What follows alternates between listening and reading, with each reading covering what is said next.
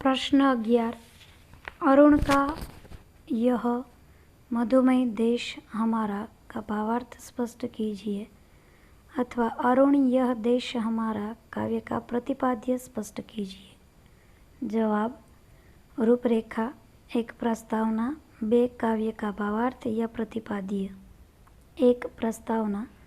प्रस्तुत गीत हिंदी साहित्य के सुप्रसिद्ध छायावादी कवि एवं नाट्यकार श्री जयशंकर प्रसाद द्वारा रचित है।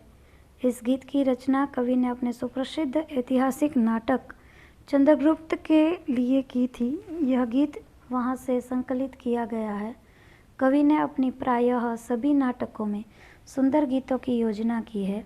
यह गीत भी राष्ट्रीय भावनाओं की सशक्त अभिव्यक्ति करता है। कवि ने चंद्रगुप्त नाटक में ग्रीस देश से भारत में आई एक युवती कार्नेलिया के द्वारा भारत की प्राकृतिक सुंदरता एवं इसकी श्रेष्ठता का मुक्त कंठ से गौरवगान करवाया है। कार्नेलिया राष्ट्रगीत के रूप में इसे गाती है।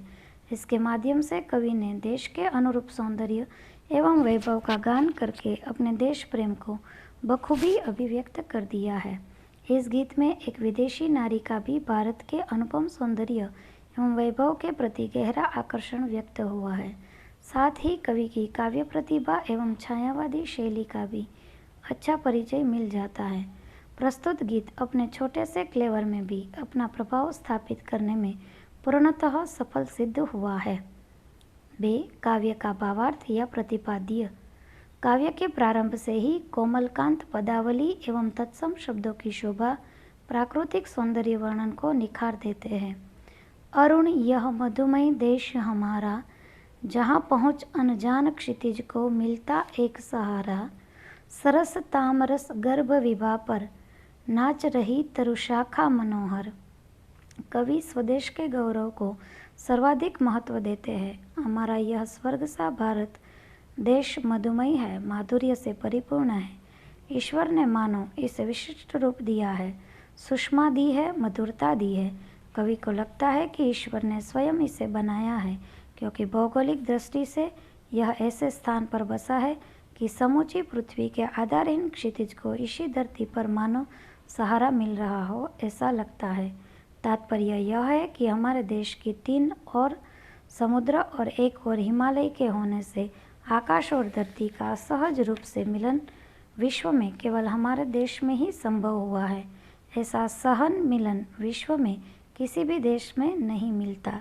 कवि ऐसे मधुमय देश के प्रत्येक रूप से पुलकित हो उठा है।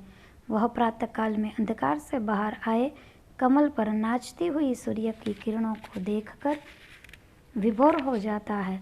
सूर्य की किरणें धीरे धीरे ऊपर चढ़ती हुई वृक्ष की चोटी पर सबसे ऊंची फुलगी को छू जाती है। तब इस प्राकृतिक वैभव को देखकर अपने भावों को व्यक्त होने से नहीं रोक पाता और वह गा उठता है। छिटका जीवन हरियाली पर मंगल कुमकुम सारा, लघु सुरधनु से पंख पसारे, शीतल मलई समीर सहारे। धरती पर हरियाली नाच उठती है। ऐसा लगता है कि उसमें नया जीवन प्रकट हुआ हो, नया उल्लास पैदा हुआ हो, और उसकी लालिमा से लगता है कि किसी ने मंगल कुमकुम बिखेर दिया हो। हरे रंग पर रक्तिम रंग के आवरण की कल्पना कवि की काव्य प्रतिभा का परिचय देती है। सूक्ष्म भाव भी व्यंजना के साथ नवीन उद्भावनाएं छायावादी काव्य शैली की विशेषता है। कवि प्रातःकालीन सौंदर्य की छटा को चित्रित करते हुए कहते हैं कि इंद्रधनुष के समान विविध रंगों के रंग में रंजित अनेक पक्षी शीतल सुरभित वायु के पंखों पर सवार होकर पूर्व दिशा में जहाँ अरुण यानी सूर्य उदित हो रहा है उस दिशा में उड़ते रहे हैं, मानो वहीं कहीं उसका घोंसला हो। उड़ते खग जिस ओर मुँह किए समझ नीड़ निज प्यारा। कवि की कल्पना को भी मानो विहग यानी पक्षी की तरह पंख लगे हो, और वे कल्पना को भी मानो विहग की तरह प्राकृतिक सूक्ष्म वैभव के वर्णन में प्रसाद जी की काव्य कला चरम उत्कृष्ट पहुँचती हुई दिखाई देती है। बरसाती आंखों के बादल बनते जहाँ भरे करुणा जल, लहरें टकराती अनंत की पाकर जहाँ किनारा।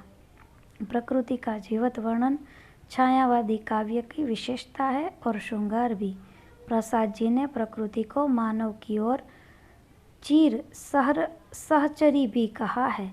उपर्युक्त पंक्तियों में उन्होंने बादलों में काली कजरारी आंखें देखी है। ऐसा काव्यगत चमत्कार प्रसाद जी ही कर सकते थे। काले काले कजरारी आंखों से बादल किसी नायिका की करुणा के समान जहाँ मचल पड़ते हैं, जहाँ अनंत सागर की विक्षुब्ध लहरें जहाँ तक पहुँचकर शांति और विश्राम का अनुभव करती है, यही हमारा मधुमय देश है। गीत की अंतिम पंक्तियों में प्रसाद जी ने रस की धारा बहा दी है। मनोरम लयात्मकता तथा संस्कृत निष्ठ पदावली के कारण काव्य सौंदर्य का श्रेष्ठ वैभव प्रकट हुआ है। देखिए कवि की काव्य कला का चमत्कार। हेम कुंभले उषा सबेरे, भरती ढलुकाती सुख मेरे, मदिर ऊंधते रहे जब, जग कर रजनी भर तारा। कवि ने प्रस्तुत पंक्तियों में अद्भुत बिंब योजना की है, तो साथ ही मनोरम कल्पना का श्रेष्ठतम रूप में प्रस्तुत हुआ है। जब सुबह होती है अर्थात उषा काल होता है, तब आकाश में छाया हुआ अंधकार धीरे धीरे कम होता जाता है। तब आसमान के तारे फीके पड़ते जाते हैं, जिसको कवि ने ऊँघते हुए कहा है।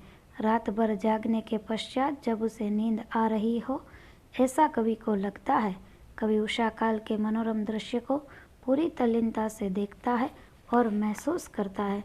वे इस दृश्य से विभोर होकर कह उठते हैं कि प्रातः काल के समय उषा देवी अपने सुनहले घड़े को लेकर जैसे मेरे लिए सुख भर कर लाई है और इसकी मुझ पर वर्षा कर रही है।